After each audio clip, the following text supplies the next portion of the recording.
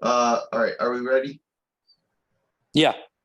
I don't know why I said that like the fucking guy from what's the Monty Python Life of Brian? Oh, Yeah. ready.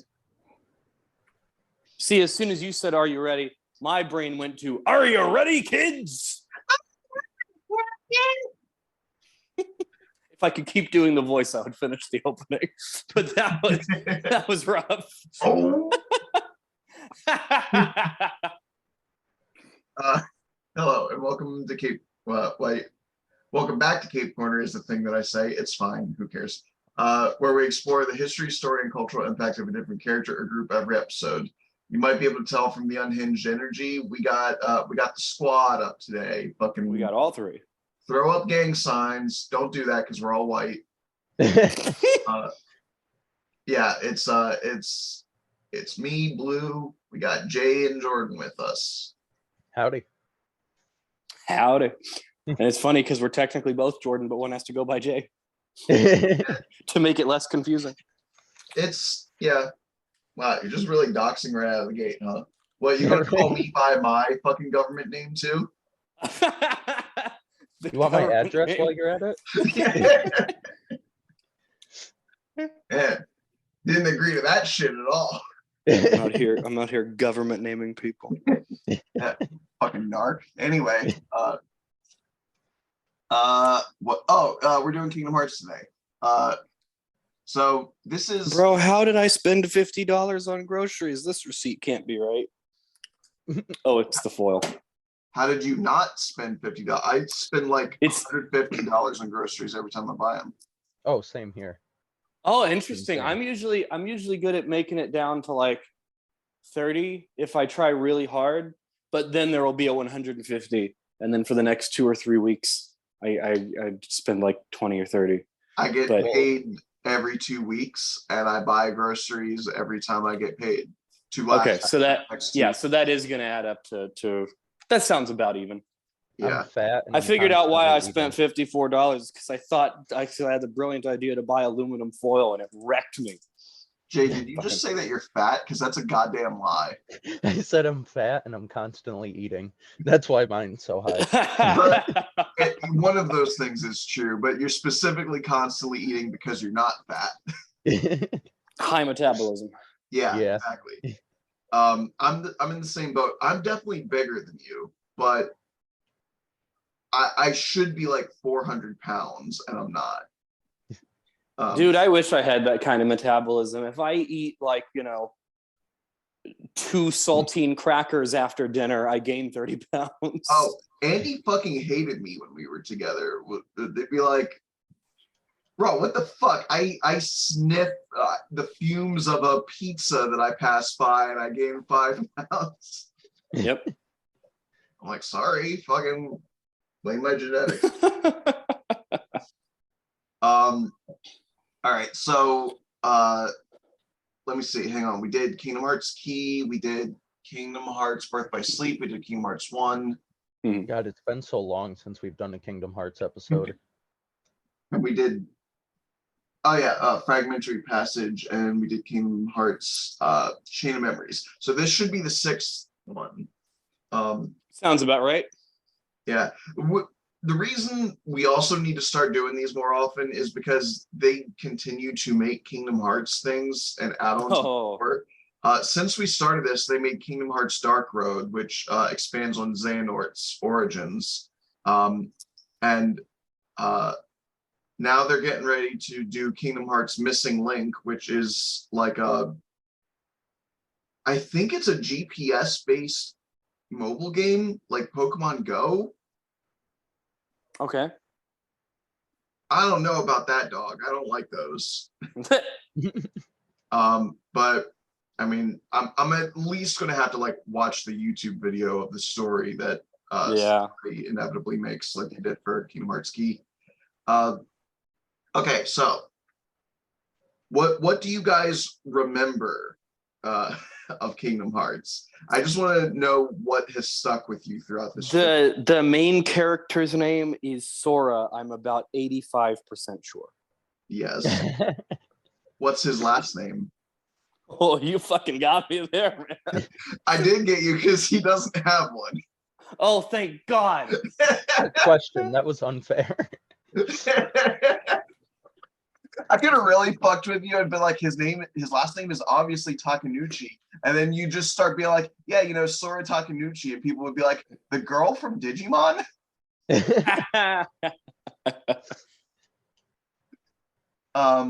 It would be very easy to gaslight me about any of the properties that I don't know anything about because I never check. I'm never gonna like go learn more on my own time.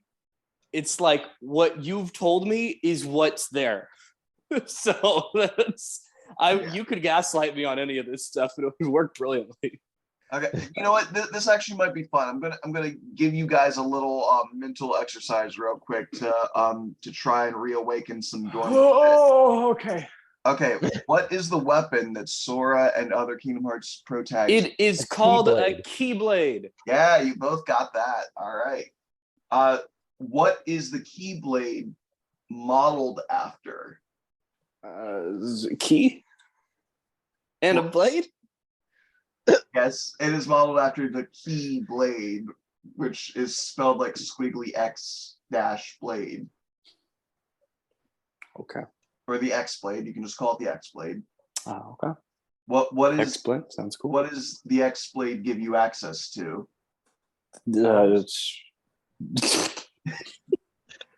I second that. Powers. It's Kingdom Hearts. Locking in powers for 400, whatever the name of the guy who runs Jeopardy was. I've forgotten.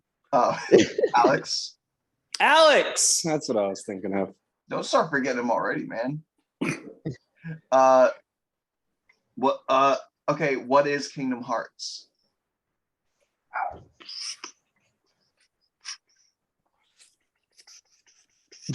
No, I remember that this is a specific answer. Yes. I'm just struggling to remember what the answer was. What is Kingdom Hearts? Do y'all just be napping in these? Sometimes. Oh, fuck you. I have shit memory. Yeah, this is too far back. I have lived in the place. I think the last time we did one of these was before I started living in the place I'm living now, and I feel like I've been here for 3 lifetimes. I just said the last time we did one of these was October. You weren't even paying attention 5 minutes ago. Yeah, I know. That was like right before I moved in here, I think. Oh, okay, whatever. Moved in here in mid to late October. I can't remember if this was right before or right after. I believe it was like October 9th that we did the episode. Okay. Would have been right before. Yeah, it's like half a year. And I've been here my entire life, so I can't remember anything. All right. Kingdom Hearts is the heart of all worlds. Whenever people die, their hearts return to Kingdom Hearts. And whenever someone is born, a heart will come from Kingdom Hearts and enter their newborn body. Okay. And that was why I remembered that it was a really specific answer, because I remember saying that this is basically God or the Force or whatever thing you want to call it. Then why didn't you just say that? Because I forgot that that's what I said about it. But now that you've said that, I remember that you said something. Yeah. I remember having a very specific connection with that answer. I just couldn't remember what that connection was. Well, and who is the central antagonist of the series? Oh God, you talked about it a lot. I just don't remember the name. The name's hard to stick. I just said his name like 3 minutes ago. Oh no.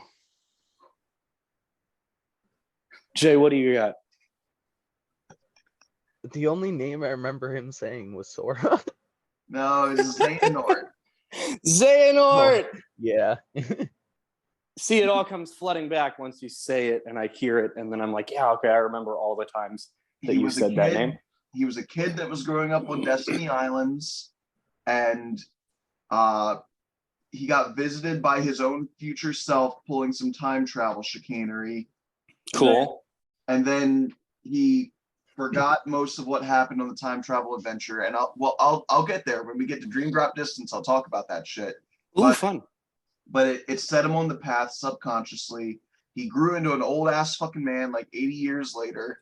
and he was a Keyblade master, and he started putting nefarious plans into motion, manipulating children in order to gain access to Kingdom Hearts.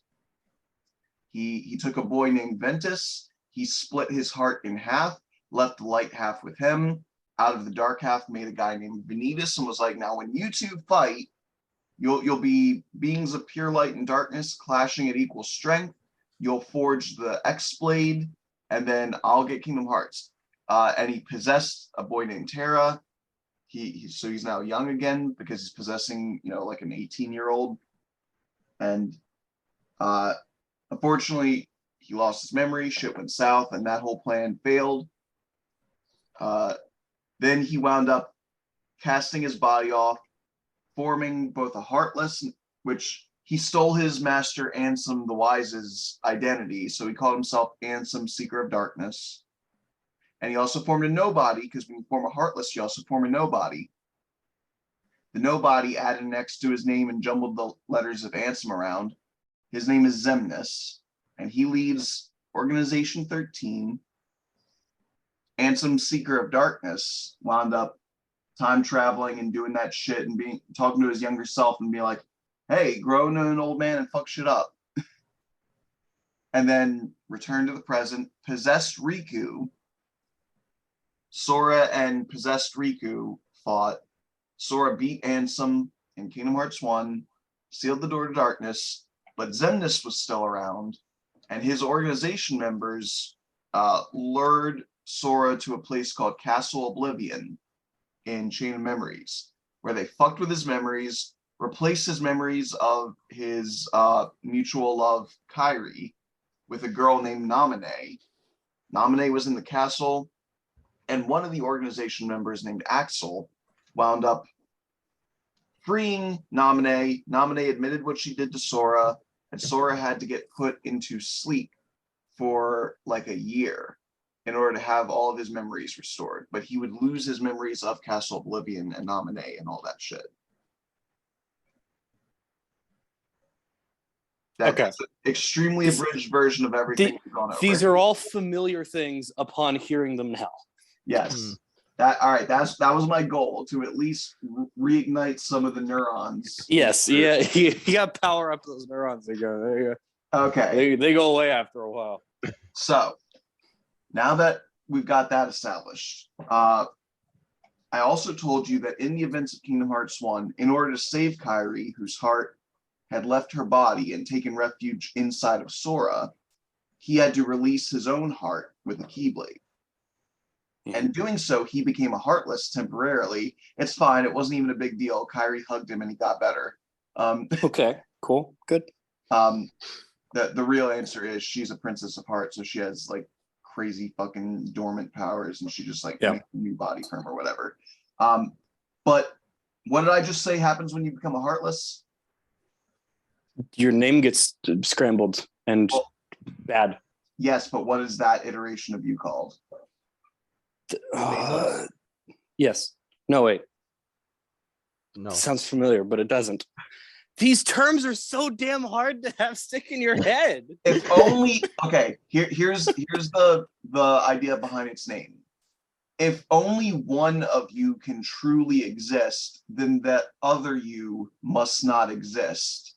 Okay. So if you're a somebody, it's nobody. A nobody. There you go. Okay. So Sora's nobody is called Roxas. Right, okay. I remember that. And he wound up getting recruited by Xemnas to join as the 13th member of Organization 13. Now, Axel, back when he was a human named Lee, back in back in Birth by Sleep, wound up meeting Ventus. Now, Ventus is currently asleep, hidden deep in a chamber in Castle Oblivion, but his heart, because it's pure light, like a Princess of Heart, he can't form a Heartless. So instead, like how Kairi's heart took refuge in Sora, Ventus's heart is currently inside of Sora. So when he formed a Nobody, the Nobody, instead of looking just like Sora, wound up looking like Ventus. Okay, yeah. So because Lee had met Ventus when he was a kid, now he's Axel in the organization, and he sees this new member, Roxas, and he looks just like his old friend. So he wants to mentor and befriend Roxas. Right. They also introduce a mysterious 14th member of the organization named Xion. Xion. Okay. Xion. But she doesn't speak. She's got her face obscured with a hood. You can't see what she looks like. And Axel and Roxas are like sitting on this clock tower, eating ice cream and everything every day. But then one day Axel says, all right, I got to go on a mission. They're sending me to our other base called Castle Oblivion. And that's when he left for the events of Chain of Memories, which we talked about in the last episode. So for like, I don't know, a week or something, the events of Chain of Memories happened.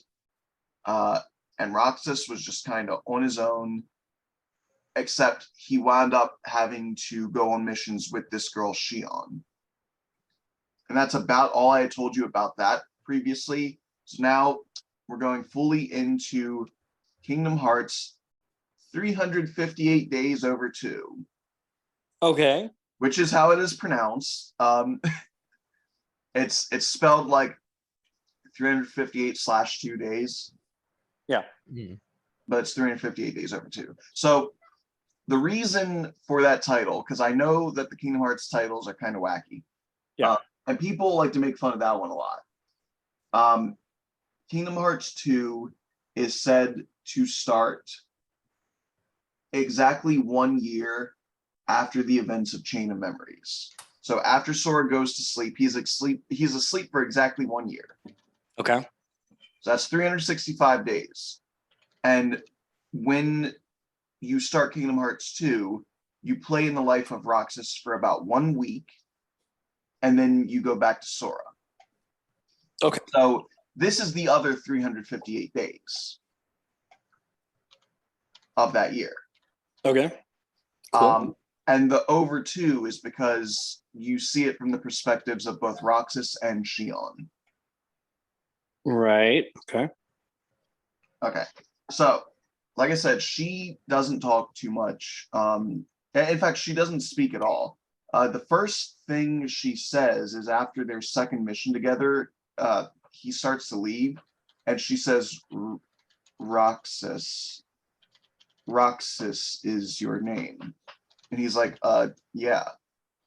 So then the next time they go on a mission together, she greets him, she says, Roxas, and then she pulls down her hood. Now, I'm going to show you what Xion looks like real quick. Okay.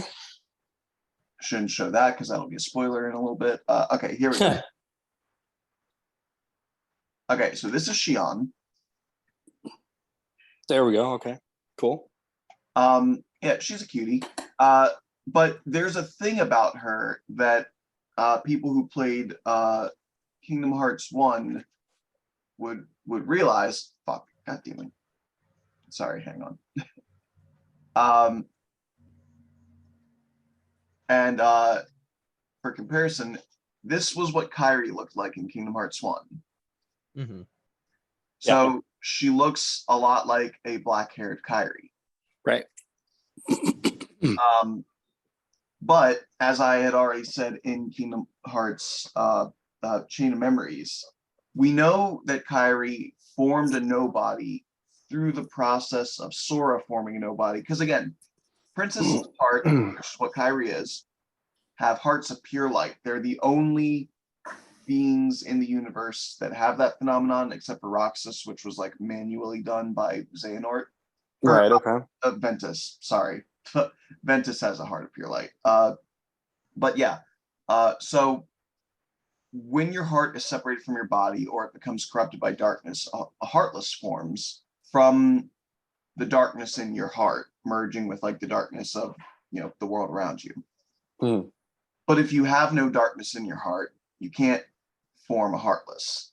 And if you can't form a heartless, you can't undergo the process that forms a nobody.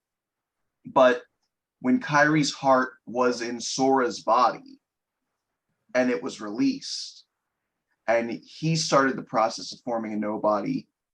Her heart like triggered on Sora's body basically and formed a very strange nobody named Naminé. So that was the girl from Chain of Memories. Okay.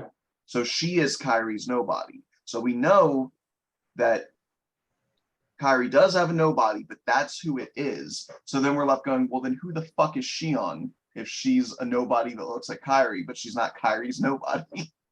Right. All right, so she's left mysterious, but with her mission with Roxas, this time Roxas gets hit by one of the Heartless that he's fighting. He gets sent sliding across the floor. He drops the Keyblade, which I should say he can use the Kingdom Key just like Sora can. Okay. Cool. Now, normally, if anybody who is not the Keyblade's chosen wielder grabs the Keyblade, it just vanishes and teleports back into its owner's hand. Right. But we see for a second that the Keyblade on the ground, like, is at Xion's feet. It vanishes, but then it reappears in her hand, and she beats the enemy that hit Roxas with it. Okay. And Roxas gets up. He's like, I didn't know you could use the Keyblade. And she just kind of looks at it and she goes, you know, neither did I.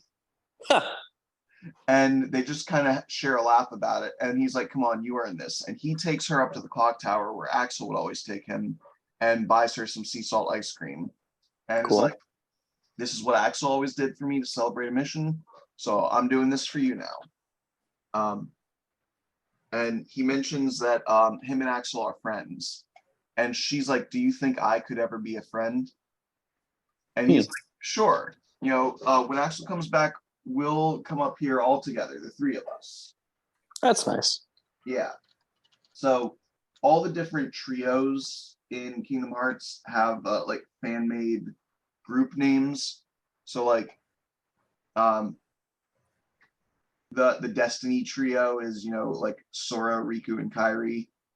You got the Wayfinder trio, which is Aqua, Terra, and Ventus. And this group is called the some people say that they're the Days trio, but they're also called the Sea Salt trio because they eat fucking sea salt constantly. That's fun. Yeah. So it's Axel, Roxas, and Xion. So Axel eventually comes back. 10-minute warning, by the way. But okay. Axel eventually comes back, and he'd been gone for like weeks, maybe like a month. And he just sort of shows up, and Roxas is upset because he thought that Axel was dead because he had heard a report that everyone at Castle Oblivion was fucking murdered. And Axel was like, not me, I'm tough. And Roxas is like, I was worried about you. Axel's like, worried? We nobodies don't have the hearts to worry. That is not an emotion that we can feel. Because once again, nobodies are beings without hearts. So now there's a big sticking point that confuses people, which is if they don't have hearts, if they can't feel emotions, if their entire goal is to manufacture their own Kingdom Hearts so that they can get hearts of their own, so that they can feel things, then why do they clearly feel shit? Yeah. True. The short answer is because Xemnas is a dirty fucking liar. Yes, nobodies don't have hearts, but hearts can be formed through experiences, shared emotional connections, even emotions projected onto you. Some objects actually, like inanimate objects, form hearts if strong enough emotions are projected onto them. Okay. I mentioned this before, but it's very funny that Kingdom Hearts, which largely just takes lore from other properties, actually expands on the lore of Toy Story. Oh, yeah. And explains why these toys are alive. Well, that's clever. It's because Andy's emotions projected onto them and gave them all hearts. So over time, nobodies can sort of regrow their own hearts. Okay. But Xemnas keeps that a secret from them because it's a lot easier to manipulate them into doing what he wants if they think that they're going to get some big reward at the end that they couldn't gain on their own. Okay. So, again, remember, Xemnas is Xehanort. Xehanort's whole plan is to forge that X-Blade, get into Kingdom Hearts, and reboot the universe, like a 2010s cartoon. Right. That was a joke about how many cartoon reboots there were in the 2010s. But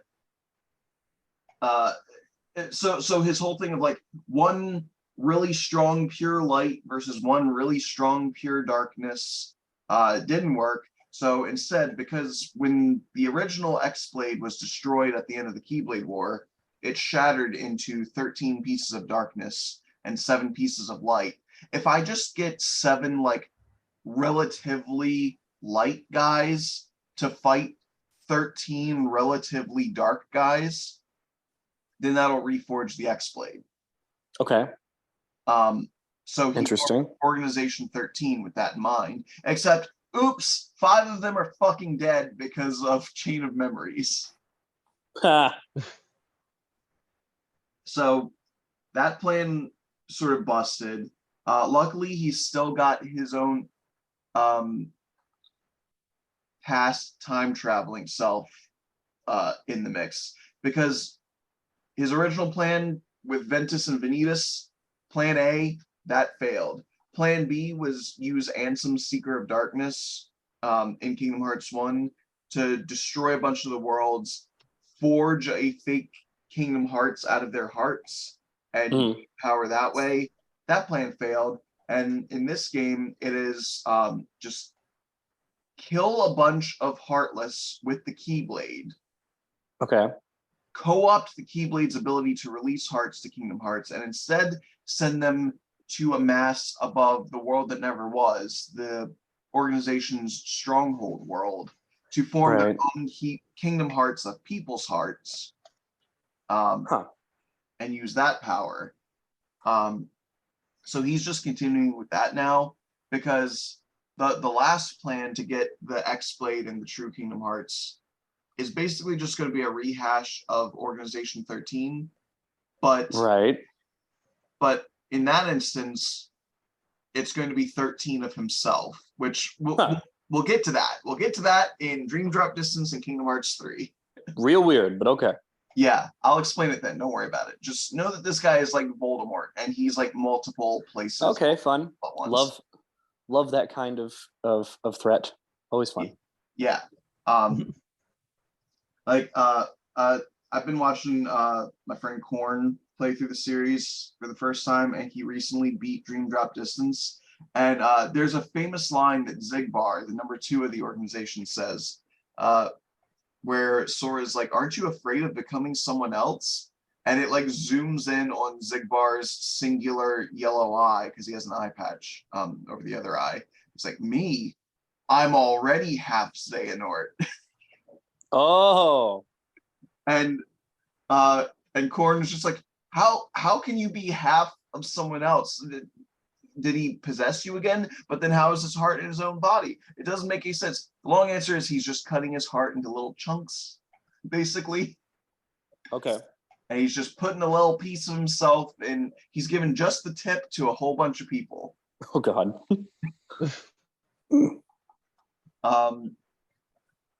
Okay. What can I say in another 3.5 minutes? So, okay, there's an interesting scene where when we see Axel, Xion, and Roxas all sitting on the clock tower at the same time, every time the camera angle changes, Xion's hood will be down, showing her face, and then it'll be up with her face obscured, and then it'll be down again, and then it'll be up again. And when people first see that, they think that their game is bugging out. Oh, that's fun. Okay. But it's not, because we would later find out that is it meant to look like your game is bugging out, or is it just a weird No, effect. It's a weird effect, and it only makes sense when you understand a key piece of lore, which is so it's not like Arkham Asylum where the game deliberately wants you to think your game is broken for a minute. No. Okay. That was the coolest thing in Arkham Asylum, by the way. I know the part you're talking about where it like goes back to the beginning of the game after glitching out. Yeah. Yeah. No, it's not that. Okay. They do kind of use that effect in the beginning of Kingdom Hearts 2, but no, this is not that. Her face is not visible to people. Okay. She has befriended Roxas, so he sees a face on her now. So every time her hood is down, it's from Roxas's perspective, and every time the camera angle changes and her hood is back up, it's from Axel's perspective because he can't see her face yet. All right. And later on, we would find out that different people will see different things. The number 7 of the that's a fun detail. The number 7 of the organization, Cyax, does not fuck with Xion. He treats her like garbage. He constantly says she has no place here, and we would later find out that it's because he just sees a blank face, like a puppet, whenever he looks at her. Okay. And funnily enough, because Xigbar is the nobody of Braig, who fought with Master Xehanort in the events of Birth by Sleep, at one point later on, he fights Xion, and he sees her as Ventus. Mm-hmm. Now, bear in mind, this game came out before Birth by Sleep. So nobody knew who Ventus was. So he looks just like Roxas. So a lot of people are like, why is he seeing Roxas? And why is Roxas' outfit look a little bit different? Okay. But it was Ventus. All right, we're down to less than a minute. So I'm going to talk about quite possibly the saddest fucking Kingdom Hearts game, Days, when in more detail when we return. Okay. Okay. I don't know what else to say. How you guys doing? You holding up? Keeping up with this? You know, man. Doing all right. This sure. I thought you were saying how are you holding up in life. I was gonna be like, you know what, man? It's rough. It's life. Yeah.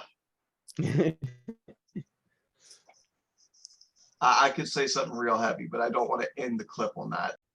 Okay. All right, we're back for the most part. We're waiting on Jay. Okay. All right, excuse me.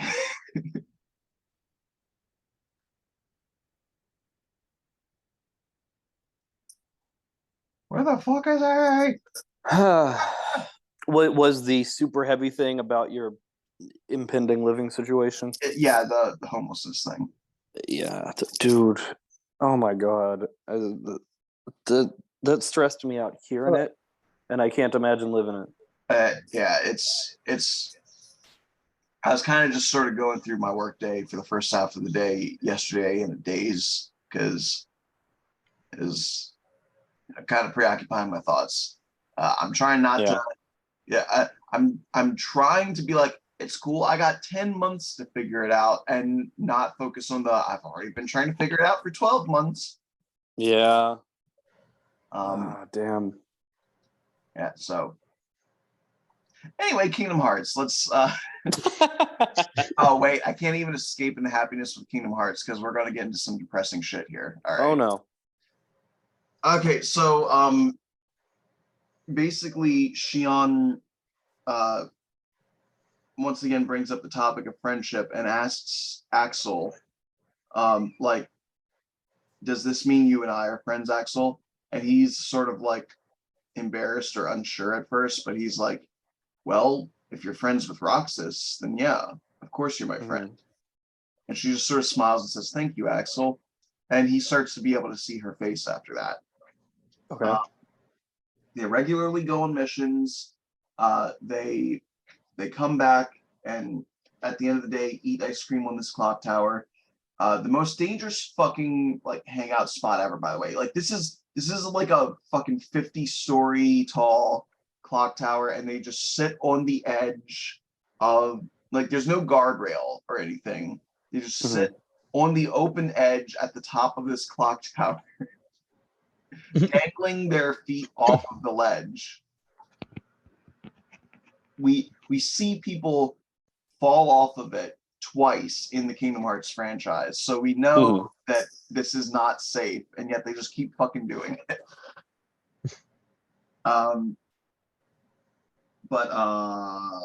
Okay, so after Sora gets potted up and put to sleep at the end of Chain of Memories, before Axel returns, Roxas actually passed out for like 2 weeks or something, and Xion was using the Keyblade to fight Heartless in his place, because that's the organization's mission for them. Again, they can't form their fake Kingdom Hearts unless they got a Keyblade wielder killing Heartless. So she was doing it, and at the end of every one of her missions, she would go to a beach area she found, which it's left ambiguous as to whether or not she was always going to Destiny Islands, or maybe she was going to like Atlantica, the Little Mermaid world, or fucking whatever, right? But she would always bring back a seashell. She really likes seashells. She has a fondness for the ocean. In fact, even though, like Roxas, she has no memories of who she was as a somebody, whenever she's by the ocean, she feels familiarity or nostalgia, which once again ties her to Kairi, who, you know, grew up in the Destiny Islands. Right. But so she would grab a seashell and she would leave it at Roxas's bedside, one every day.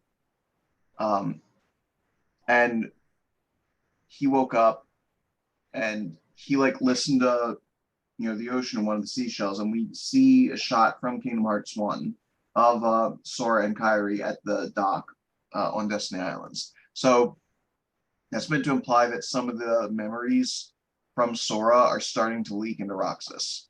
Okay. It is also important to note, every other nobody has memories of their time as a person, right? Because the Heartless is just a mindless animal. It has no memories. It has no it runs on pure instinct. It's like a zombie. It exists to consume other hearts, make more Heartless, and that's it. That's fun. Okay. So good concept. So the body and the soul, which form the nobody, all of the memories that exist within the heart are sort of like sent, like over ethereal Wi-Fi or whatever, to the nobody. So the nobody gains all their memories from when they were a human being. But Sora was only a Heartless for like 5 minutes. So Roxas started with almost nothing. Like, he was like a zombie, and he had to be taught everything from Axel. In fact, for the first week that he existed, he could barely speak a sentence. No shit. So it's strange then that Xion also has no memories of her time as a human. Because it was pointed out that for Roxas, that shit's not normal. Yeah. But we know his circumstances, so why can't she remember anything? And it becomes this big mystery of like, who the fuck is Xion? I'm going to save you a lot of hours of speculation. Well, I guess like an hour and a half, because the Kingdom Hearts collection on like the PlayStation 4 and stuff like that doesn't have days as a playable game. It has days as like a 3-hour movie. Okay. Like a collection of cutscenes and whatnot. It's still worth watching though. Very good, very emotional. We would come to find out. So do you remember how I said in Chain of Memories, when Riku was in the castle, one of the organization members, Vexen, sampled like his memories and his heart and shit like that, and made a Riku replica. And there was a fake Riku that kept dogging Sora through his journey up the castle. Right, yeah. He only found out towards the end that it wasn't the real Riku. And that replica wound up trying to fight and kill the real Riku because he was having an existential crisis about like being a clone, essentially. Which I'd like to point out, I'm fairly confident that if I was ever cloned, I wouldn't have an existential crisis. I probably would. I choose to look at it this way: like we all start from like maybe like our circumstances of birth are a little bit different. Like one might be born into rich parents, and one might be born into poor parents, but we're all stupid fucking babies, right? Yeah. Like we all know fucking nothing at the start. We're all on the exact level playing field, and it's our different experiences that generate us into different people. Right. Now, where you start to get into the existential crisis of cloning is if you get cloned and all of your memories are implanted into them. Yeah. And it's functionally the same person. Then you get into your existential crisis. But no, because it's a paradigm shift. Look at it this way. You know Spider-Man and Ben Reilly? Yeah. Mm-hmm. Ben Reilly went to live in some other fucking part of the country. He met different people. He encountered different things. He fought different challenges. And by the time he comes back to New York, he's a largely different character than Peter Parker. So like they only had an existential crisis when they were like face to face moments after their fucking generation and be like, which one of us is the clone? But then like a couple years later, they're like, yeah, we can coexist. It's fine. I'm the same way. Like if I found out that I had a clone of myself, I wouldn't be like, am I the clone? Is he the clone? Which one of us is the clone? I'd be like, oh cool, we're two different people that can relate because we have extremely similar origins up until the age of 31. And then we diverged into different beings. So I could be like, yeah, we're like brothers or homies or whatever, but but I'm very strongly in the camp of the whole like nature versus nurture thing. Like you can be the same person genetically, but it's like, okay, if you believe in like multiversal doppelgangers and variants, right? That like you can be the same as another universe's iteration of yourself, but you're very different in your behavior because you have different life experiences, so you're essentially different people. Right. Well, then a clone isn't too far off from that. Like you need to give them time separated from you to establish, like a different personhood. But after that, like, because whenever I see like, oh, someone had an evil clone of themselves that they lived apart from for like 5 years, and they're like, oh my god, there's two of me. How do I do? It's just a different guy now. Like, yeah, it's not that deep. Don't freak out. Makes sense. It's exactly that kind of like. I know it's an extremely common situation to find a clone of yourself out in the wild. So I should happened to me last Tuesday. I should treat this with the exact same seriousness that people treat zombie preparedness plans. Yeah, dude, I love coming up with a zombie preparedness plan. That's so much fun. This is my thing. Okay, I have a clone preparedness plan, and it is that when people have that mindset of like, if a clone shows up, I won't know what the fuck to do. That's exactly what leads to two versions of yourself trying to kill each other. Yeah. Whereas for me, I'm striving to have the mindset of if a clone shows up, we're both going to be like, hey, what's up? Oh, this is fucking rad. Yeah, fair enough. Makes sense. Also, you could pull fun sister type shenanigans. Oh yeah. Go in.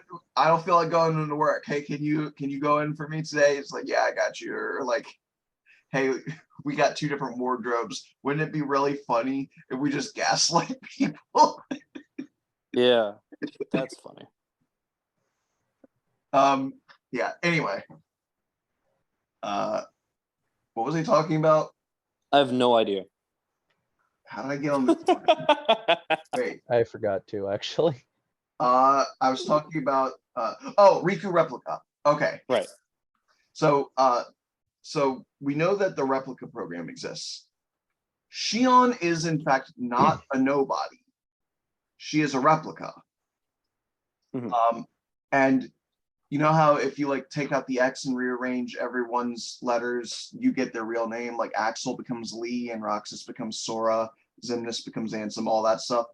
Yeah. Xion becomes number I. Like NO period I. Okay.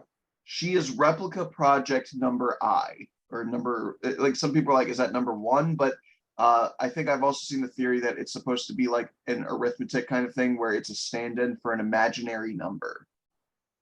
Because there's the line in the game that Syax says where he's like, again, talking about how Xion will never truly be a member of their organization.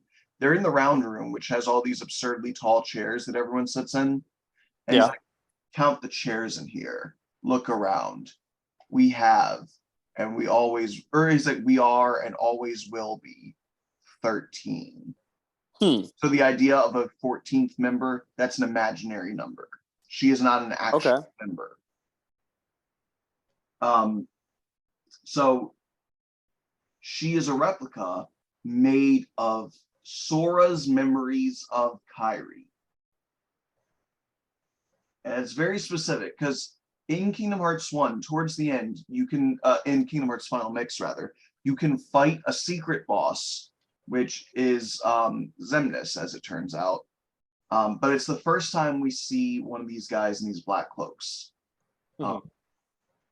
And what happens is he sort of like ghosts or like phases through Sora, and we see a black screen with a bunch of really fast white text popping up all over the place, and they're all quotes from scenes that Sora shares with Kairi. So he sort of copied Sora's memories of Kairi, and then he gave those to Vexen, who made a replica.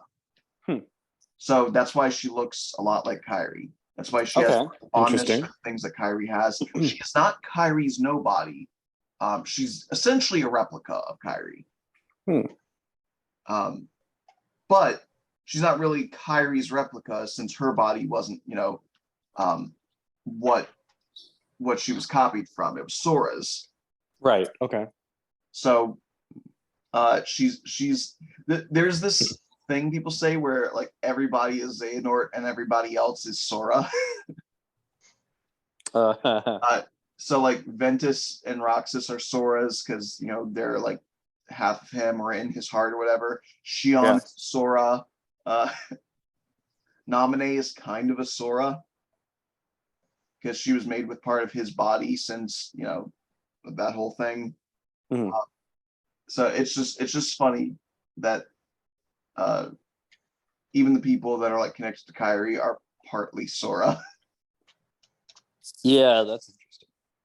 All right, so she winds up having an encounter around day 50, I believe, with Riku.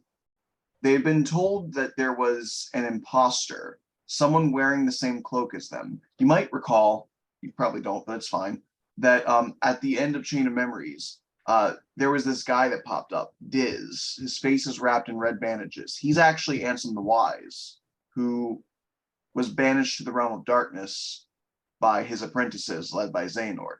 And he wound up gaining the power of darkness while he was in there, on his way out. And he wants to fuck up the organization real bad because they banished him. He's pissed off. Right, okay. So he gave cloaks, black cloaks, to Mickey and Riku, because those cloaks protect you from darkness. That's why the organization wears them, because they generate these portals called corridors of darkness, which let them teleport to any world they want whenever they want. They don't have to use a gummy ship like Sora, Donald, and Goofy do. Okay. But when you go through a corridor of darkness, you can become easily corrupted by the darkness, or you can be attacked by Heartless and shit like that. But these cloaks protect you from that. So Riku's wearing one, and he's also now got a blindfold over his eyes, and his hair is getting longer. Okay. He shows up. Xion tries to take him out, and he very quickly and effectively dispatches of her. And he pulls up her hood, tries to force looking at her face, and he freaks out. We don't know exactly what he sees. Some speculate he might see Sora's face for a second there, or maybe it's just that she looks a lot like Kairi, and he's like, "What the fuck?" But regardless of what he actually sees, and he does like lift up his blindfold a little bit to take a peek at her. But he's like, "Who are you? Why do you have that face?" And she's like, "First, let me ask you why you dress like one of us." And he's like, "To make sure my friend sleeps in peace." Whoever you are, he's like, "Whoever you are, you can't fight fire with sparks. This keyblade you're using, it's a sham. It's worthless." Okay. What gives you the right to say that? And she goes to attack him again, and he just ducks under her swing and like spins around and plants his fist in her spine and sends her flying back down. And she's like, "You're the real sham." And he thinks for a little bit, and he's like, "Fair enough. I guess you could say I'm the biggest nobody of them all." Ooh. It's very edgy and hot topic, and I fucking love it. That's great. Again, Kingdom Hearts is the most hot topic series ever. So she winds up screaming, and that fucks with her. And Roxas is trying to like celebrate that him and Xion are so similar. You know, he's got someone who's kind of in the same boat as him, but she kind of gets upset, and she's like, "Is it that I'm not supposed to exist?" And he's like, "Well, Zigbar said you and I are both special." And she's like, "Special? Isn't that just another way of saying that I'm a mistake?" She's like, "You and I may be similar, Roxas, but I don't think we're quite the same." And she kind of storms off. And so she is having like an existential crisis because, again, she can't remember who she is. She got completely bodied by someone she thinks is just supposed to be an imposter. In fact, imposter syndrome, the game, would be a good subtitle for this game, because it deals a lot with struggles. I would definitely play Imposter Syndrome, the game. It's heavy. Like this game is largely considered possibly the most depressing Kingdom Hearts game, because topics of identity, places to belong, self-sacrifice, depression, death, fucking killing yourself, yep, are all tackled in this game. Well, one of the big things, again, because people struggle to be like, "I don't understand. If you can feel emotions as a nobody, then why do they say you can't feel emotions?" Think of being a nobody as an allegory for depression. In fleeting moments, you can feel things like happiness or anger, but it's never the same. It feels hollow compared to the happiness or anger that you used to feel. And you can't feel it at all times. There are times where there's just nothing. And you're desperate to get your true emotions back. So even though you don't feel motivated to live in the conventional sense, you keep pressing on just in the hopes that one day you won't be depressed anymore. And that's kind of what the nobodies are doing. They don't have hearts to feel the things that make them want to continue existing, but they keep pressing on for the sake of this mission to get their hearts back. And they do so blindly. They don't know any of the details. They're like, "I don't know. Maybe when I get a heart, everything will make sense again. I'm just fighting for that. I don't need to know all the other details." So that's why they're easily manipulated. It's sad because it really is a story of an adult manipulating a bunch of damaged people, and some of them are kids, being like, "Oh, you're broken? Well, if you do everything I say and follow my orders, then I can fix you." It's imposter syndrome, the game. It's gaslighting, the game. It's it's depression, the game. That's a good way to put it.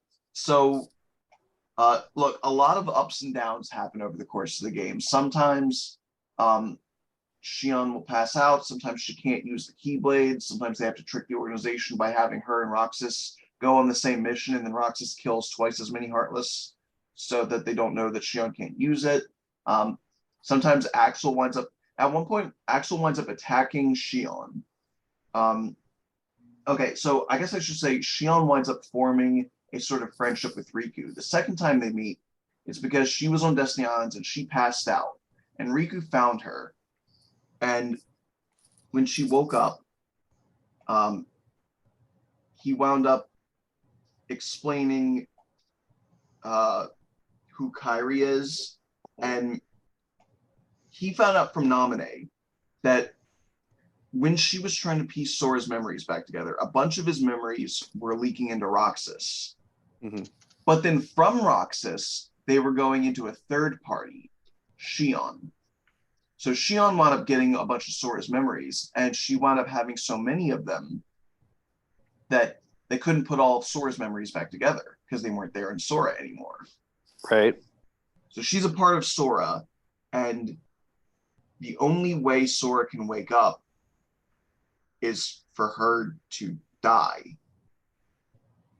She has to return to where she came from, to Sora, returning all the memories with her. The same thing has to happen to Roxas, because even though Kairi made like a new body for Sora, Roxas is still half of what Sora is.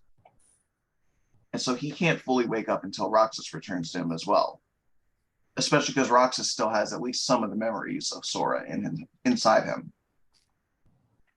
So Riku explains this to Xion, being like, if you come with me now, we can take care of all of this.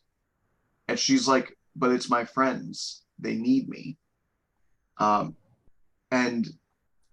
there's a part where like she fully expects Riku to try and attack her or to be an asshole or something. And so she tries to preemptively be an asshole to him. Like she does this like borderline evil smirk, right? And she's like, yeah. So do you hate me for taking your friend away from you? And he catches her off guard, and he just is sort of like, nah, I guess I'm just sad. And that like clearly catches her off guard, and like she drops the like fake evil smirk bullshit facade, and she just sort of like is sadly like, I'm sorry.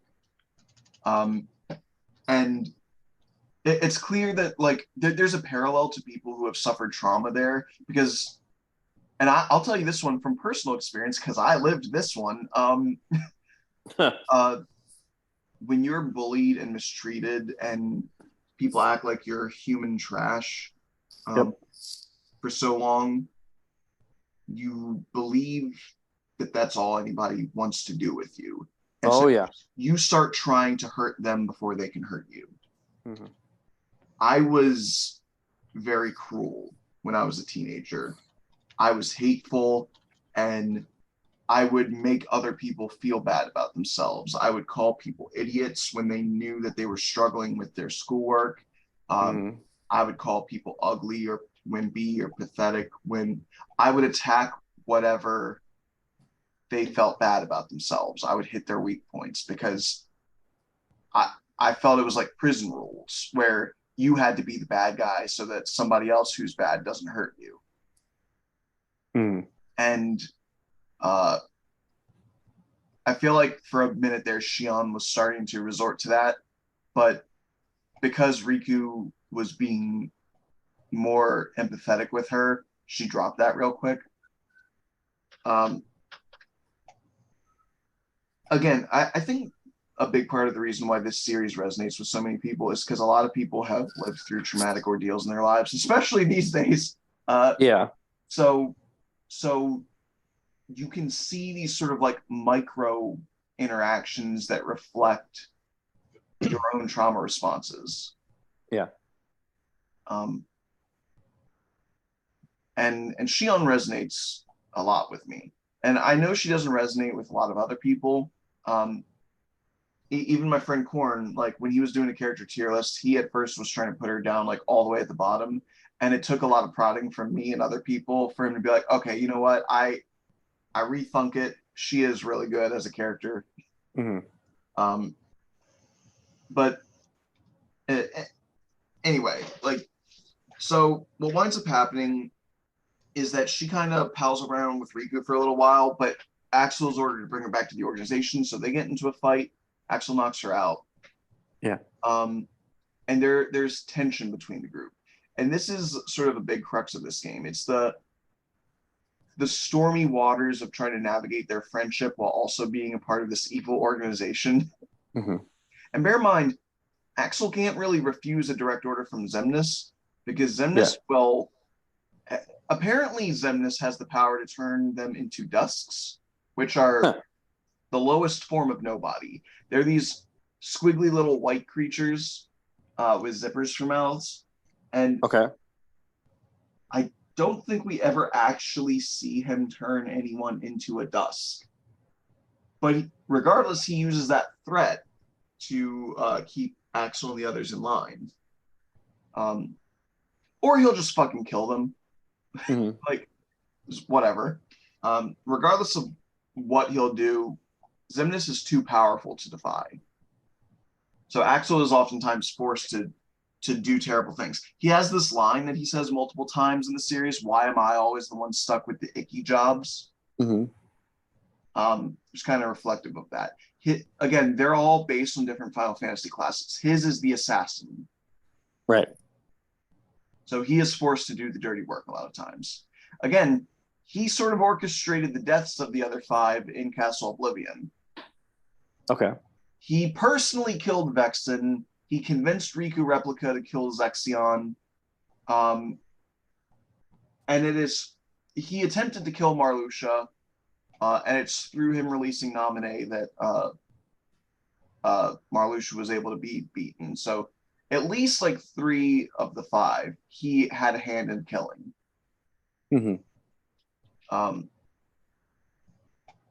But he really doesn't want to kill Xion. He doesn't want to hurt her if he doesn't have to. He's forced to. Now, as it goes on, Xion eventually goes to Castle Oblivion, learns about her origin, and tries to go back to Sora, because Riku had told her that whatever her decision is, she has to make sure it's not just what's best for her, but it's best for everyone around her. And again, I love Korn. He's a cool dude. But when he first saw that, he was like, no, you can't make decisions for other people. You got to make decisions for yourself.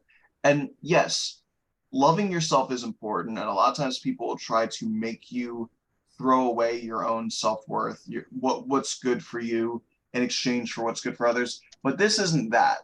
He's not saying don't give a shit about what happens to yourself. He's saying that we should all have a little bit of social responsibility. Right. And for Xion, if she continues existing the way she is, not only will Sora never wake up, but the organization will do all this damage to all these different worlds.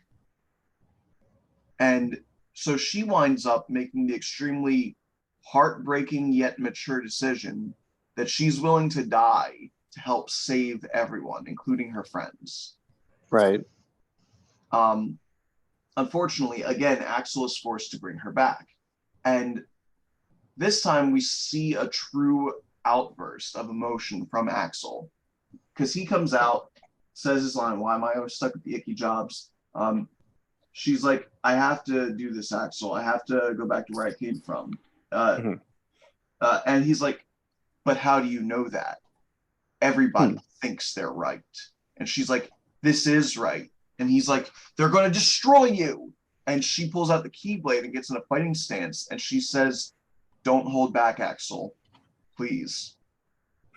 And the music, the music that plays in this scene is called The Other Promise, or it's some iteration of The Other Promise, but it's Roxas' theme. And it is a song that when it plays, I always get teary-eyed because of the situations that it plays in have always been extremely emotionally high. Yeah. And he screams, "What's your problem?" And he sort of straightens up and he summons his own fire chakram weapon. And he's like, "You both think you can do whatever you want. Well, I'm sick of it. Go on, you just keep running, but I'll always be there to bring you back. And she smiles at that, and he winds up beating her in a fight. He takes her back. Xemnas tries to reprogram her, but then on day like 356, I believe, is at the point that this happens I should say, while she was gone, Roxas tried to run away from the organization, and he got mad at Axel for fighting Xion, and for letting Xion escape. But he started questioning himself. He's like, I don't know who I am. Who is Sora? I was told that he's the person that connects me and Xion, but I don't even know a Sora. Why can I use the Keyblade? Axel has been lying to me because he knew that Xion was a replica for a lot longer than he told me. So he decides to leave. And then there's this famous scene of him walking through the city streets. Axel is standing against the building with his arms crossed. He's like, your mind's made up? And Roxas is like, why did the Keyblade choose me? I have to know. And Axel says, you can't turn your back on the organization. If you get on their bad side, they'll destroy you. And Roxas just coldly says, no one would miss me. And he keeps walking away. And then Axel sadly says, that's not true. I would. Oh. So Roxas wound up just running to Twilight Town to sit on that clock tower again. And he even says, where did I think I could go? What a joke. And Xion shows up. Damn. And she's got her hood up. And she just gives him an ice cream. And she's like, Roxas, I'm out of time. And she pulls back her hood. And we don't see her face at first. It keeps the camera low. But Roxas looks shocked.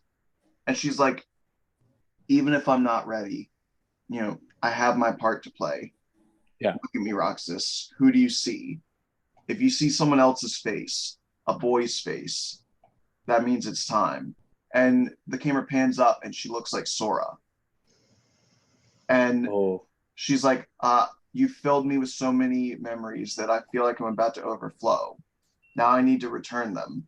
And then she wants Roxas to kill her. But she knows he would never willingly do that. So she baits him into thinking that she's like gone evil. She's like, you're next, Roxas. I have to make you a part of me too. This is why I was made. And they get into a fight. And nobody's apparently have the ability to turn into giant monsters. Marluxia did it. He turned into like a big flower scythe monster thing.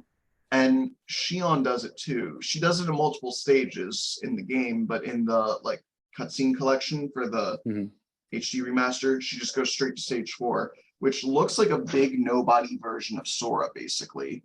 Okay. Hang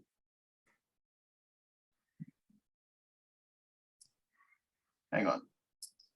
This is what Xion turns into. Whoa, hang on. That's the wrong. That's my personal Discord. Hang on. Okay, there we go. So she turns into like this, and she's like giant. Like Roxas is like the size of one of those helts. But he fights her and he manages to beat her. And she turns back into her normal humanoid form. She begins fading away. And Naminé had told her, when you die, because you're so wrapped up in everyone's memories, and there is no you to remember, really, everyone will forget you. So, like, she's not even fully dead yet. And Roxas already is like, who are you again? What were we doing? And she's like, you're better off now, Roxas. Just remember that I really did everything I could to protect you. Oh, and Axel too. She's like, do me one last favor.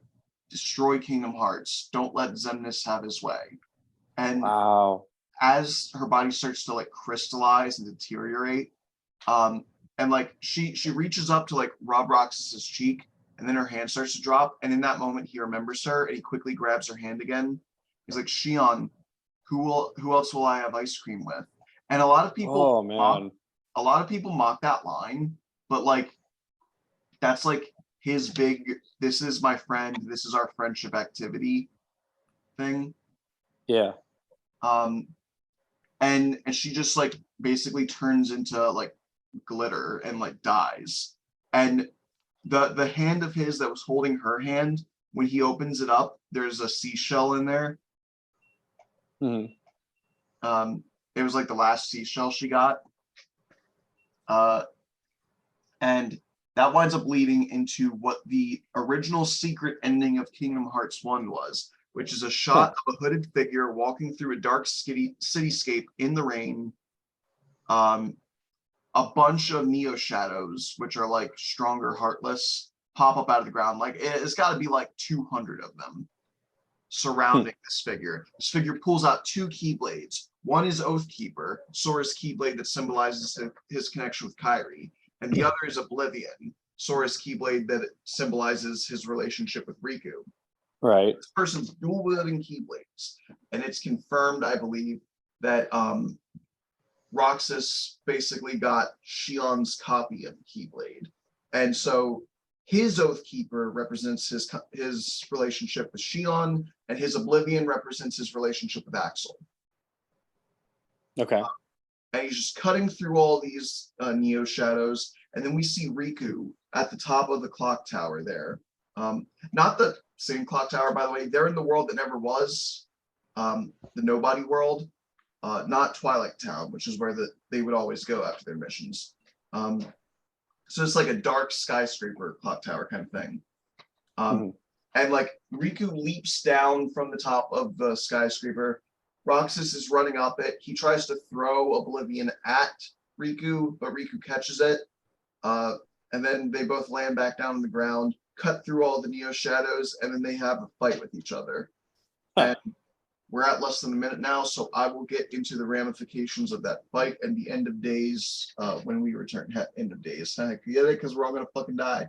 I made a post the other day that was like, we got a defense network named Skynet, we got a drink named Soylent, we got a new rise of neo-fascism, and it's like we're just living through every apocalyptic scenario. There was a stone mask that was uncovered a couple of years ago. We just found a mysterious stone orb wash up on the shore of a beach. There was the like 8-foot tall Egyptian priestess with the golden eye that we recovered recently. Yeah. It's like all of this, we've got like 20 different apocalypse scenarios put into motion now. Yep. And that's not even getting to like Musk. Jeez. Okay. All right. So, Jay's not back just yet, but I sort of blitzed through most of the story of this one because like it's just a lot of singular interactions, right? That like add to the ebb and flow of the drama that I didn't really need to go into. Believe it or not, I am actually trying to cut the unnecessary parts of the Kingdom Hearts story for you guys. I appreciate it. The fact that this is 6 episodes deep at an average of like 1.5 hours per episode would make it seem like I'm not doing that, but I am. Yep. That being said, we've got about half an hour. We're at the end of the game. I would like to take a moment to show you the original secret ending of Kingdom Hearts. Okay. Called Deep Dive. To give you like, okay, because Tetsuya Nomura was not sure if he would get another Kingdom Hearts game after he made Kingdom Hearts 1, because he was the Final Fantasy guy back then. Okay, yeah. Hang on, I'm trying to find which one of these is. Yeah, I think I'm just gonna go with this one. So he didn't know if he was gonna get another game. He was like, if I do get to make more of these games, I'm going to make this secret ending at the end of Kingdom Hearts 1, which is my vision for what I would like the future of the franchise to be. And the scene wound up originally being like like a backstory kind of thing showing some of the characters from Kingdom Hearts 2, but the scene itself, like the actual story, wound up happening in 358 over 2 days, or days over 2. Okay. But anyway, so I'll probably cut this part out, but this is the secret endings of Kingdom Hearts 1. Take a moment to watch this 4.5-minute video. Immerse yourself in the hot topic edginess, and if you want to make like a commentary on what you're thinking as you're watching it, you can do that. Okay.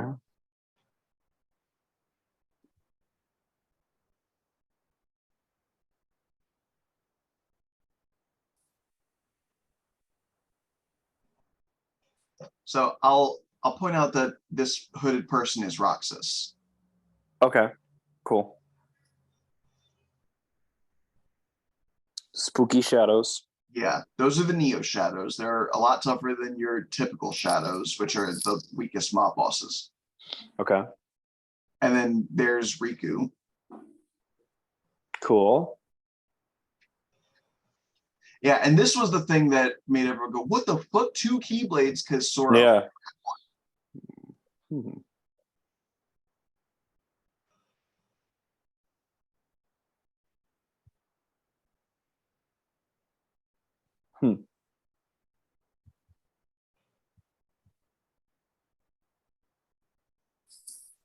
Bear in mind, I believe Final Mix of Kingdom Hearts 1 came out in like 2003. So Okay. that's when these cutscenes are made, around there. Interesting.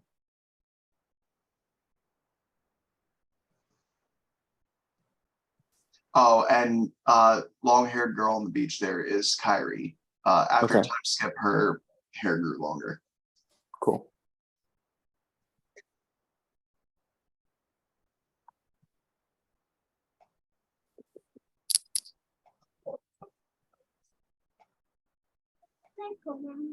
I'm recording right now, bud. Later, okay?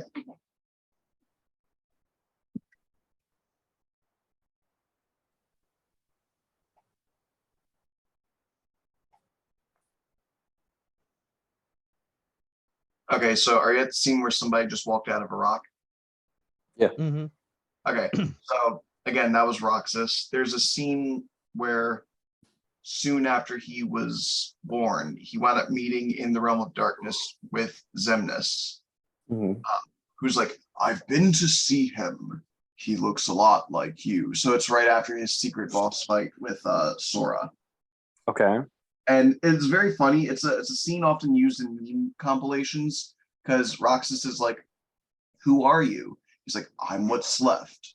Or maybe I'm all there ever was." And Roxas is like, "I meant your name." This is really funny.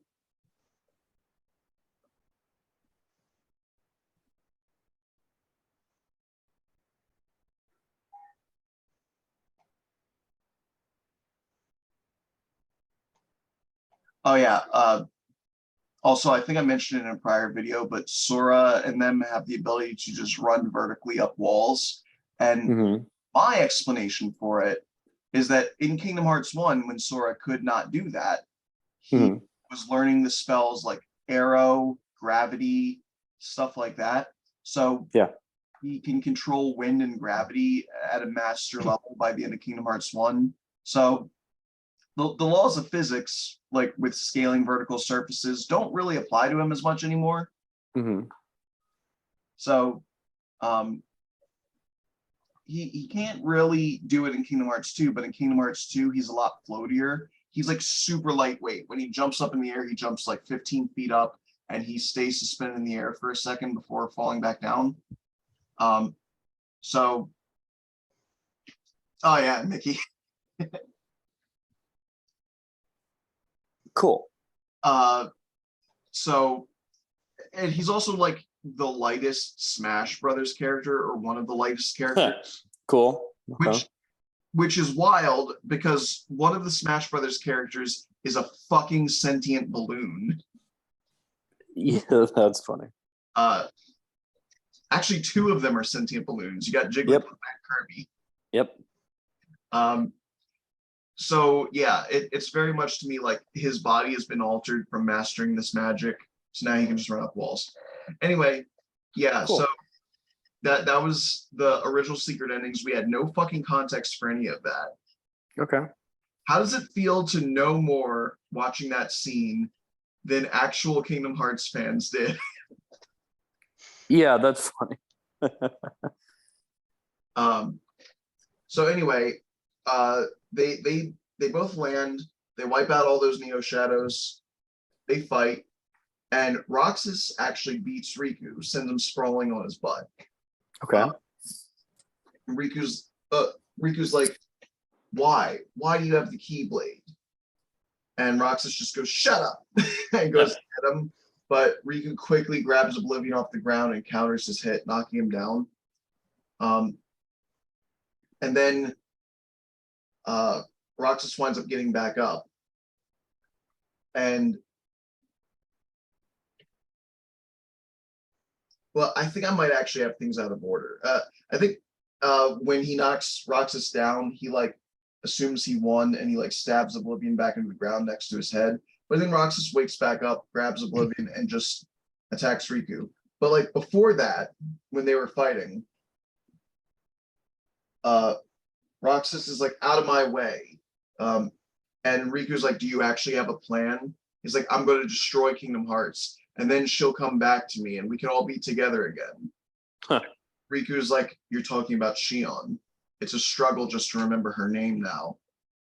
But let me tell you this right now. If you try and attack the organization's stronghold, the last thing you'll get is your life back. And, you know, they're like going back and forth for a little bit. And then Riku wants to test something. And he goes, come on, Sora. I thought you were stronger than that. And Roxas almost reflexively says, get real. Look at which one of us is winning. And that seems to surprise himself. And yeah, so it was true. What Diz said was right. You are his nobody. And Roxas is like, what are you talking about? I'm me, nobody else. And he assaults Riku, sort of sends him sliding back again. And then I look, their voices are a little too similar for me to parse. I can't tell if he hears the voice of Xion or Naminé, but he hears one of them in his head. And she's like, I think it's Xion. She's like, Riku, please, you have to stop him. And then he's like, all right, you've left me no choice. I have to release it. The dark power I've been holding back. It's so fucking edgy. But we see in an earlier scene where he interacts with Mickey briefly. Mickey's walking through the woods and he stops and he stances up like he's about to fight because he sees what looks like Ansem, Seeker of Darkness. But then Ansem puts a blindfold on his face and suddenly he morphs into Riku. And find out that Riku has been training in the power of darkness. But if he's not careful with it, he could wind up turning basically back into Ansem. Because again, Ansem possessed his body in Kingdom Hearts 1. And the shadow of Ansem's power is still in his heart. And he fought that in Kingdom Hearts Chain of Memories. And he beat it, but it's still in there. Okay. So he's trying to control his dark power. He wants to use darkness for the side of good. He doesn't want to be a bad guy, but he has to be careful not to become too much like Ansem. So in this moment fighting Roxas, he pulls his blindfold off. He just goes fucking ham with dark power. He turns into Ansem. He even summons the Guardian, the like heartless JoJo stand behind him. And he beats Roxas with it, knocks him unconscious. He's like, I have accepted it, in Ansem's voice. He's still Riku, but now he looks like Ansem. And Diz shows up out of Corridor of Darkness. Riku quickly puts a hood up to hide what he looks like. even though he sounds like a different person, and he's definitely taller and bigger. Yeah. But I guess Diz is just fucking blind and deaf or whatever. I don't know. But he's like, Diz, he could feel Sora. And Diz very dismissively, voiced by Christopher Lee, mind you, Haha, cool. it is like, oh, he told you how he felt, did he? Ridiculous. A nobody cannot feel anything. And Riku sort of sadly says, maybe if he met Sora, things would have been different. Mm-hmm. So what they do is they grab Roxas, they take him to Twilight Town. There's an old mansion at Twilight Town that the kids believe is haunted. Yeah. That's like their base of operations. And in a secret basement underneath, Diz has made a computer simulation of Twilight Town. And they digitize Roxas and put him in there. And they also alter his memory and personality. So he doesn't remember being a member of the organization. And he thinks that he's friends with 3 kids from Twilight Town named Hainer, Pince, and Olette. And he thinks that he goes to school and they're on summer vacation. And he's in the last week of his summer vacation. Mm-hmm. Very sadly, there was actually one day during the events of days where everybody got to take a vacation day. And Roxas didn't know what to do with himself all day. Mm-hmm. So at the end of the day, him, Xion, and Axel meet up. And Axel is like, I spent the day sleeping. And they're like, how could you waste a day off? And he's like, unlike you two, I work hard. And Xion jokingly is like, unlike us, maybe you're just out of shape. And they see the actual Hainer Pencil playing at the bottom of the tower. And Axel sort of remarks, are the kids here on summer vacation? No way, it can't be. It's too early. And Rox is like, what's summer vacation? He's like, it's a time of year where all the kids get a whole month off. He's like, a whole month off? I would hate that. I couldn't even figure out how to spend a day. And Axel's like, oh, it goes by in a flash. You spend all the days goofing around, playing with your friends. You put all the homework off until the last week, and then you guys work together to try and rush and get it out. It's over before you know it. And then Roxas goes, I could handle 7 days, maybe. Which is upsetting because that's exactly how long his summer vacation and the end of his life is. Damn. And I guess I can use this time to talk about the intro to Kingdom Hearts 2, since it's you play as Roxas in it. So while he's in this simulation, Axel is trying to get into it. Okay, the weird thing about the cosmology of Kingdom Hearts is that you've got the realm of light, where most of the worlds exist. You've got the realm of darkness, where you've got the realm of sleep, which is where when you dream, you sort of astral project into. Yeah. And when a world is destroyed by darkness, when all the worlds are revived at the end of Kingdom Hearts 1, a couple of worlds don't actually come back. They remain essentially in a coma. So those worlds become sleeping worlds in the realm of dreams. But then you've also got worlds that can be constructed of data and memories, and some other third thing. Hang on, what am I forgetting? I don't know. But worlds made of data can be legitimate worlds, as evidenced by the fact that you can visit Tron. Okay. Who is a computer program. Yeah. And Space Paranoids and the Grid are actual worlds you can go to. But cool. So this virtual Twilight Town, even though it is just a copy of an actual world, they can teleport to it. It's just not as easy to get in. So while Roxas is living his life doing chores for money, trying to go to the beach and stuff like this, Axel actually shows up. Roxas has no clue who he is, but Axel's trying to take him back.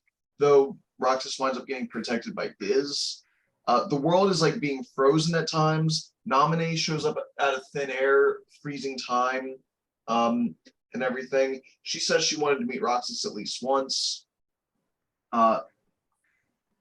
Nobodies are coming in, like Dusks, not just Axel. So the Roxas is trying to fight the Dusks off because they're trying to retrieve him. He winds up summoning the Keyblade. He doesn't know what it is. It's all a big mind fuck because like you don't know he's in a computer program.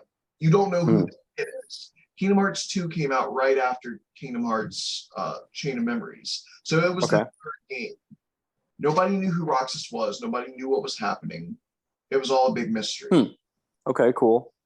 And you just know that like weird shit is going on. Who is this kid? Why can he use the Keyblade? Where the fuck is Sora? It's especially confusing if you didn't play Chain of Memories, which back in the day was only on the Game Boy Advance. So a lot of people didn't play it because they thought it was just a side game. Not knowing that the side games actually continue the canonical story in this series. Oh, yeah, okay. So a lot of people went from Kingdom Hearts 1 straight to Kingdom Hearts 2. And eventually, Roxas winds up connecting with 100% of Sora's memories. He's ready to re-merge with Sora. He winds up having to fight Axel.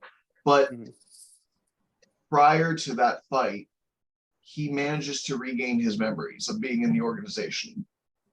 Unfortunately, it's too late. It is now Axel needs to beat him and take him back to the organization quick, or Xemnas is going to fucking kill him. So even though he remembers, there's no time to try and get him to come along willingly. They fight. Axel makes the room on fire. Roxas pulls out his 2 Keyblades, and you get to actually play with dual-wielding Keyblades for the first time in the franchise. It's very cool. Hey, cool. Reaction commands happen in Kingdom Hearts 2. They make the fight so much more cinematic and awesome.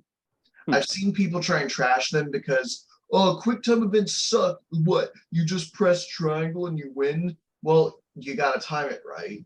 And it's not always as easy as just pressing triangle. Sometimes you have to make a menu selection. Sometimes you have to, there'll be multiple rapid fire prompts and you have to pick the right one.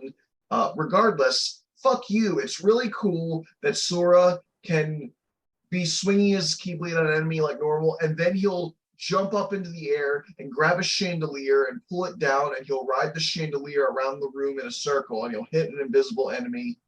That is cool. Reaction commands are cool. Anyone who doesn't like them, I don't trust them. But you wind up using reaction commands in the fight with Axel to make the room not on fire anymore and stuff like that. And eventually, Roxas wins, and Axel starts to appear to fade away. And he's like, let's meet again in the next life. And Roxas says, sure, I'll be waiting. And Axel kind of scoffs at that and says, silly, just because you have a next life before disappearing. And don't worry, it's a fake out. Axel is not dead. He also faked this out in Chain of Memories, but he wasn't dead then either. Roxas winds up finding this area with a bunch of cryopods. First, he sees Donald and Goofy that are sleeping in pods. And then he goes into a room with a giant pod, and Sora's in it, and Diz is standing in front of it. And Diz is like, at last, the Keyblade's chosen one. And Roxas is like, who are you talking to? Me or Sora? He's like, to half of Sora, of course. And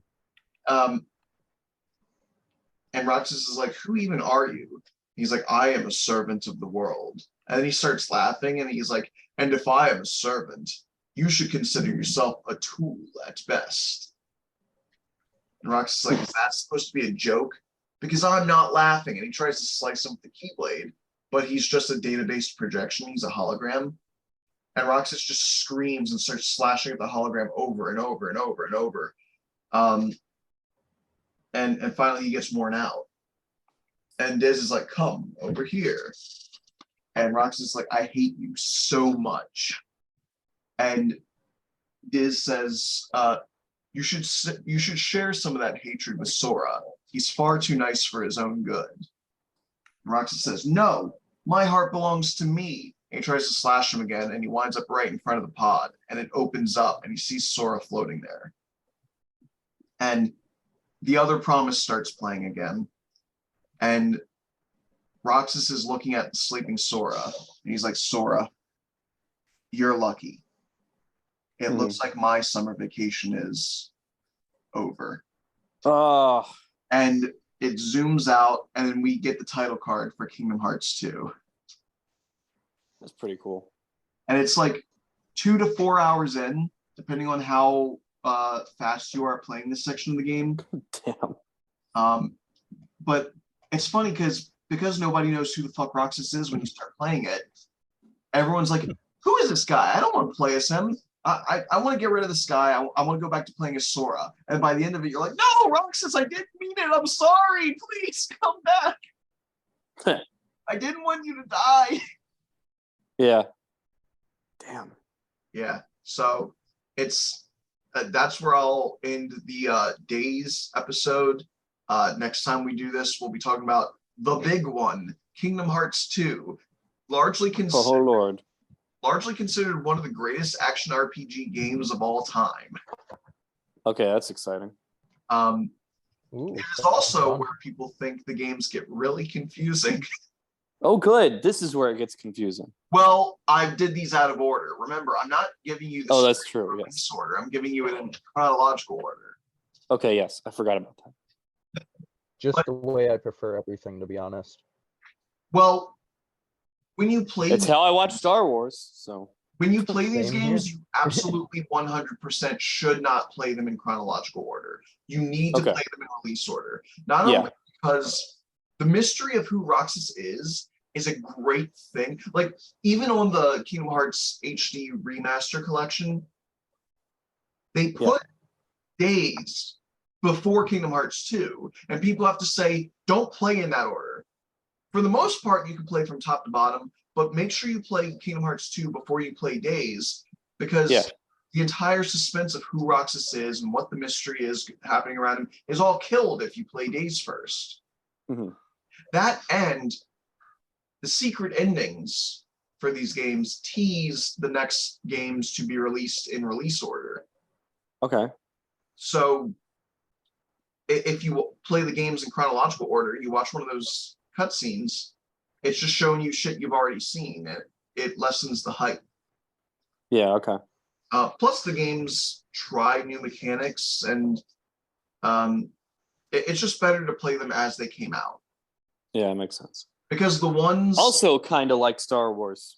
If you've never experienced any of it and don't know anything about it, you should probably experience it in release order. But yes, more fun to watch the story chronologically. Chronological order is a fun exercise to take after you've already experienced them in release order for your first time. And that's kind of why I'm doing this. And also, this is super off topic, but did I ever tell you I did that to the MCU once?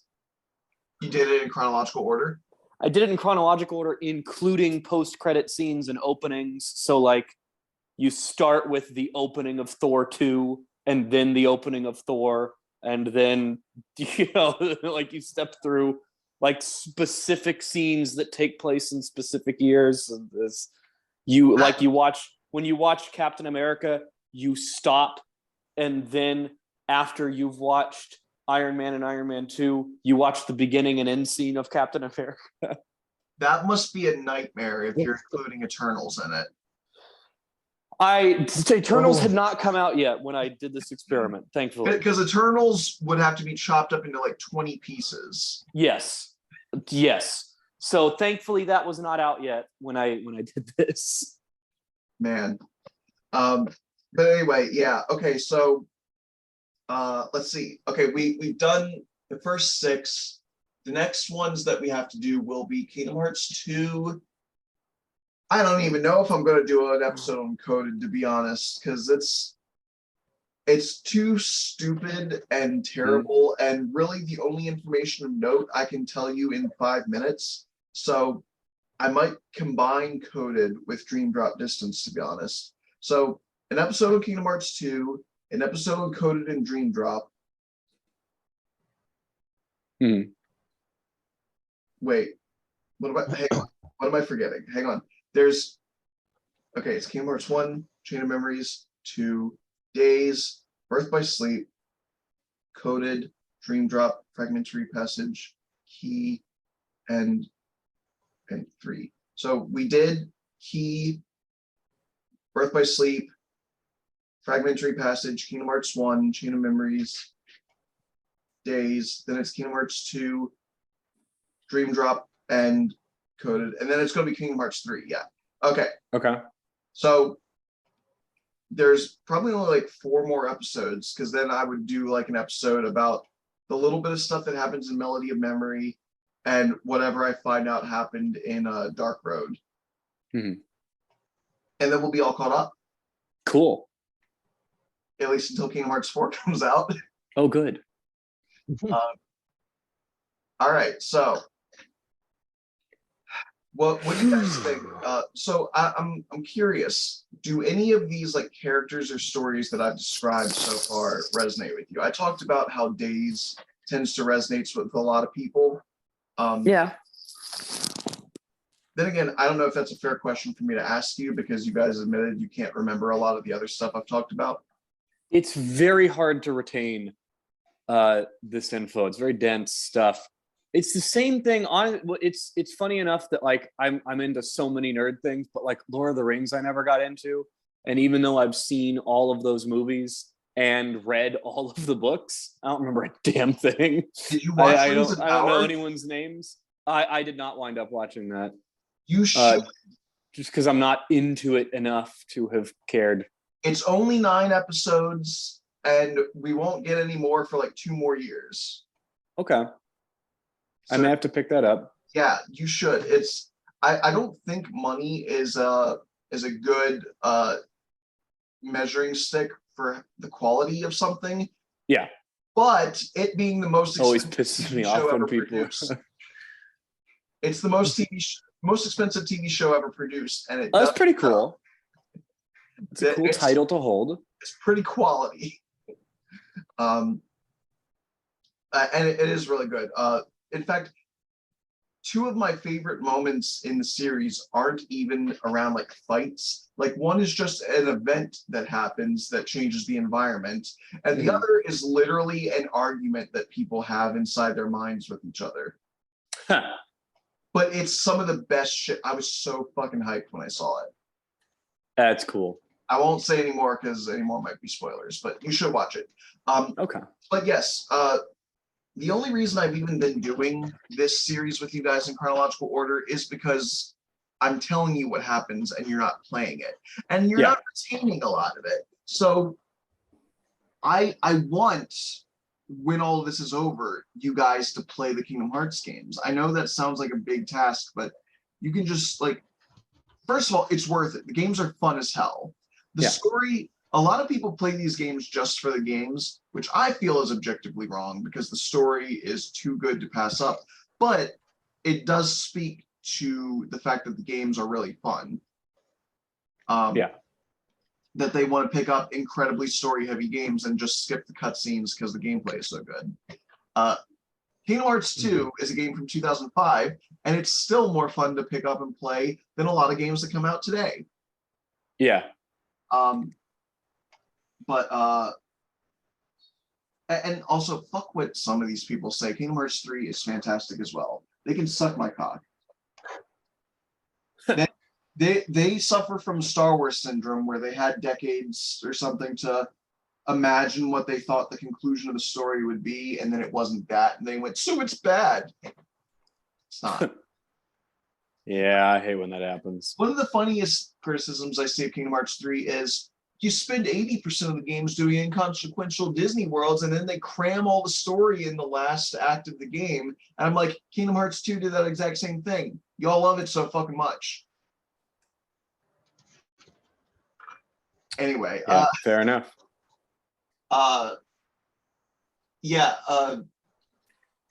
My hope is that after we do these, that you guys will try out the Kingdom Hearts games, and that it will be like a fresh experience for you. Some things will be familiar here and there, but really none of this is stuck in your heads too hard. So you'll get to experience them in release order. That's my hope. Okay. We're wrapping up. Everybody, thank you for listening. You can join the Cape Corner Discord, where I will sometimes do polls, or you can suggest episodes for us to do. If you want to hear something that isn't this, fucking go to the Discord. Tell me what you want. I'll do it, but you got to suggest it. You can follow updates on the podcast and whatnot at Cape Corner on Twitter. My personal Twitter is at BeyondBlue13. Don't go there expecting professionalism, because it I post really hot button political opinions and porn. So it's just my space. Not that, but throwback. Okay. Anyway, you can follow Jordan's podcast at Fandom Optimists on Twitter, or you can follow his personal Twitter at Jordan Blueman. Mm-hmm. Jay is at not at, but Shitposter of America on Facebook.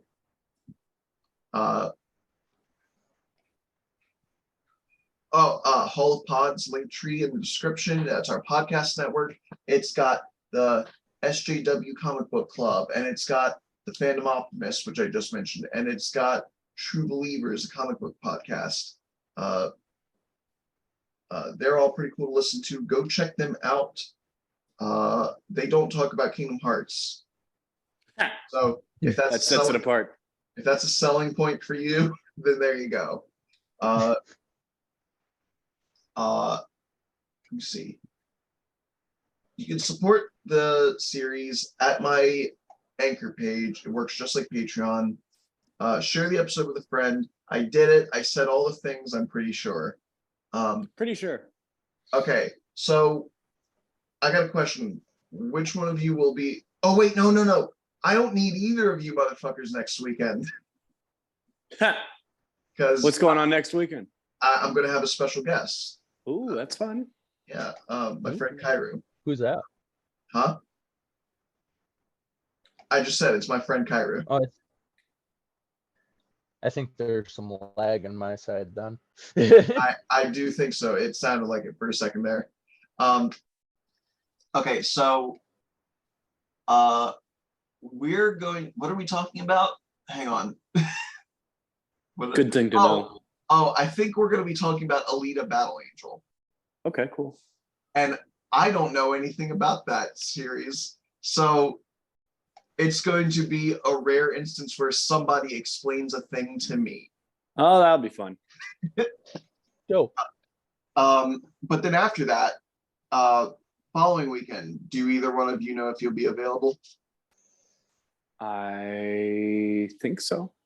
I should be able to. Basically, I'm always available. The question is voice consistency.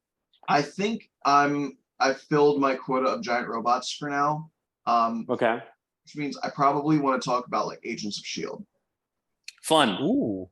Oh, question about I love that show. Power Rangers 30th anniversary special coming out on Netflix in April. Do you plan on doing that? I plan on watching it. I honestly hadn't even thought about doing an episode on it. Yeah, because the question is, would you do it after we do all the seasons, or would you do it right when it comes out? So I don't know. I could probably do it right when it comes out. Yeah, the other option would be I can do it right when it comes out, and you can be on that one. Up to you. You're the one that like does things on release, so I can let you typically, which is why I was trying to figure out which would make more sense. Yeah, you do that, and then after we have time to marinate our thoughts on it, then we can do it. Yeah, makes sense. Also, if it takes place chronologically, like in the present, right, like 30 years after Mighty Morphin, then yeah, I guess chronologically it would make sense for me to do that episode after all the others. Yeah, that does make sense. All right.